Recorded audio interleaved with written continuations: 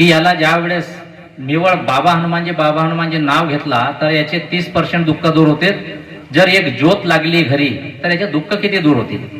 त्यावेळेस त्यांनी त्यांच्या शब्दावर त्याला मार्ग दिला आणि घरी ज्योत लागता बरोबर तो रामचंद्रजी सेलोकर नेहारवाणी त्यांच्याकडे आले आणि बाबाला भूक लागली होती.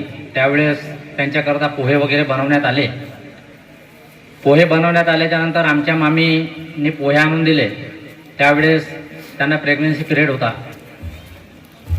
तर त्यावेळेस जी पोहे देऊन आतमध्ये गेली त्यावेळेस आमच्या मामाजीला बाबा म्हणतात म्हणे खुशखबर येणार आहे घरी. बाबाने मला समजलं नाही. बाबाने खुशखबर म्हणजे तुला मुलगा होणार आहे. म्हणजे त्या पोटावरून पाहून बाबाने सांगितला की तुला मुलगा होणार आहे. तर काही दिवसाच्या नंतर डिलिव्हरी झाली आणि मुलगा झाला. तर त्यावेळेस आमचे ते मामाजी आहेत टिमकीला गेले. टिमकीला गेल्याच्या नंतर बाबाला म्हणाले बाबा मला मुलगा झाला. तर बाबाने हा शब्द दिला की म्हणे माझ्या गोड तोंड झाला. त्यांना असा वाटला की बाबाला असा वाटला असेल का पेढे वगैरे पाहिजेत.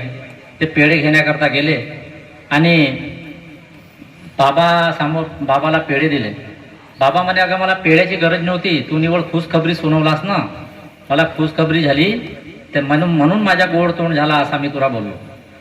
त्यावेळेस आमचे मामाजी म्हणायला लागले रामचंद्र सेलोकर की म्हणे बाबा तुमच्या आशीर्वादाने हा मुलगा झाला तर म्हणे याचे नामकरण तुम्हीच करा. तर म्हणे हा मुलगा कोणत्या दिवशी झाला का. तर म्हणे बाबा मंगळवारी झाला. तू माझ्या मताने नाव ठेवशील. म्हणे हो मी तुमच्या मताने नाव ठेवीन. म्हणे एक काम कर दिवसाप्रमाणे मी कधी नाव सुचवतो त्याचं नाव मंगल ठेव. म्हणून त्याचं नाव मंगल ठेवण्यात आला. ही एक गोष्ट बाबाच्या हयातीमधली. बाबाचा दौरा परसुडीला झाला होता. त्यावेळेस मी आणि माझा ड्रायव्हर बाबा ट्रॉलीमध्ये एकटेच होते कारण आम्ही लाल चेअर मांडत होतो आणि मी ट्रॅक्टरवरतीच होतो. आमचा ड्रायव्हर हा दारू पिणारा होता. त्या दिवशी नव्हता पेला, परंतु बाबाला त्यांनी ट्रॅक्टरवरती आणल्याच्या नंतर दुसऱ्या दिवसपासून त्याची मनस्थिती सुधारली. म्हणे रघुपती मी आजपासून दारू पिणार नाही आणि काही दिवसाच्या नंतर तो मार्गामध्ये आला. म्हणजे फक्त बाबाला त्यांनी ट्रॅक्टरवरती आणला म्हणजे तशा वेळेस त्याची दारू सुटू शकते. म्हणजे किती महान कृपा होती. आणि एक अनुभव आहे दिनेश पंचेश्वर अमोली लालबर्रा तो मार्गामध्ये नव्हता. तर त्याचा सुखी परिवार होता. सुख शांतीनं सर्व राहत होते. पती पत्नी त्याचे वडील आई.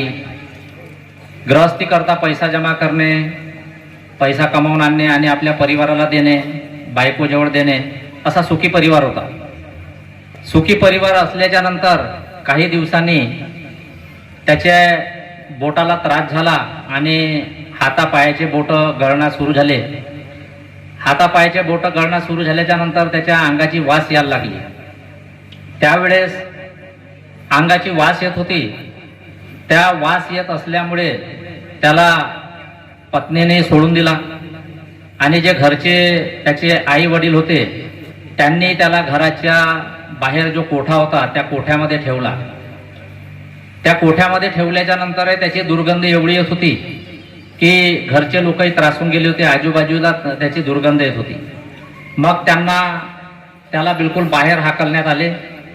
बाहेर हाकलण्यात आल्याच्या नंतर तो एका पाणठेल्यावरती जवळ बाजूच्या तो भीक मागण्याकरता सुरुवात केली.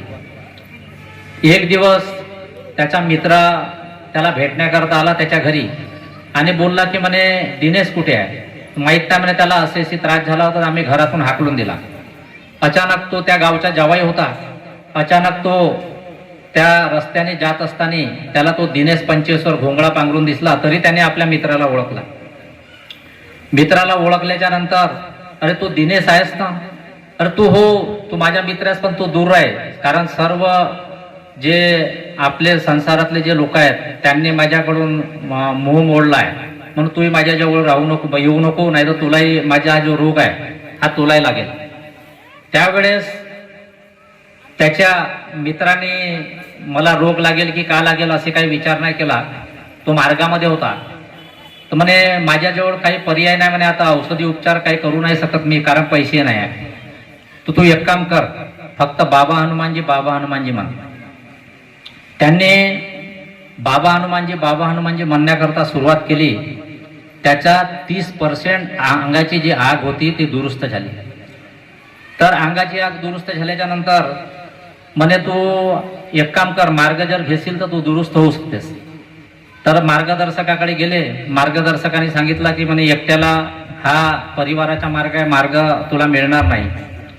तर ते राज बनसोड आहेत भजनवाले, त्यांच्याकडे गेले आणि राज बनसोडने त्या मार्गदर्शकाला चिठ्ठी लिहिली की याला ज्या वेळेस निवळ बाबा हनुमानजी नाव घेतला तर याचे 30% दुःख दूर होते. जर एक ज्योत लागली घरी तर याचे दुःख किती दूर होतील. त्यावेळेस त्यांनी त्यांच्या शब्दावर त्याला मार्ग दिला आणि घरी ज्योत लागता बरोबर तो पहिल्याच दिवशी कमीत कमी 50% आराम झाला आणि काही दिवसांनी त्याचे बोट गरणं पण झाले आणि तो एकदम स्ट्रॉंग झाला. आणि आजही तो त्याच्या मग काही दिवसांनी परिस्थिती चांगली झाल्याच्या नंतर पत्नी आली, मुलं आले, तरी त्यांनी नाही का स्वीकारला त्यांना की मी असा नाही का तू अशा पद्धतीने माझ्यासोबत वागली होतीस. पूर्ण परिवार आला. म्हणून सर्व परिस्थितीवर राहते, म्हणजे चालतीवर वारा अंगण झाडते असं म्हणतो आपण, तशीच गोष्ट आहे. आताही तो लालबर्ऱ्याच्या सब्जी मंडीमध्ये भाजीपाल्याचे पोते वगैरे उचलतो, आपण त्यांना भेटू शकता.